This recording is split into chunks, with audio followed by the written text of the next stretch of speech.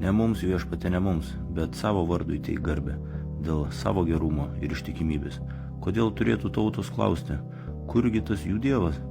Mūsų Dievas danguje, jis daro visą, kas jam patinka. Jų stabai iš sidabro ir aukso padaryti žmonių rankomis. Jie turi burnas, bet nekalba, turi akis, bet nemato, turi ausis, bet negirdi, turi nosis, bet neužuodžia, turi rankas, bet negali lytėti, turi kojas, bet nevaikšto.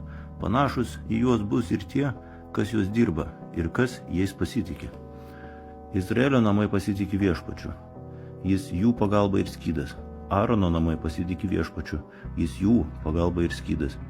Kas pagarbiai bijo Viešpaties, kas Viešpačiu pasitikė, tų pagalba ir skydas jis yra.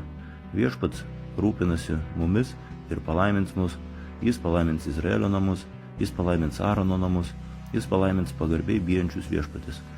Ir prastuolius, ir didžiūnus, te padaugina jūs Viešpats, jūs ir jūsų palikuonis, būkite palaiminti Viešpaties, dangaus ir žemės kūrėjo. Dangus Viešpaties dangus, bet žemę jis davė žmogui. Ne mirusieji šlovina Viešpatį, ne tie, kurie žengia į tylos buveinę. Mes, gyvieji, garbinsime tave dabar ir per amžius. Šlovinkite Viešpatį.